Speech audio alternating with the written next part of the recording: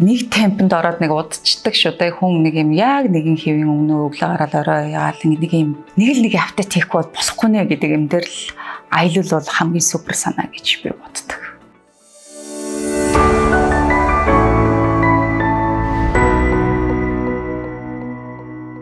Байгаль ер нь бол илүү их хүнд ингэж таашаал өгдөг юм байна гэж надад бол хамгийн түрүүнд бодогдсон.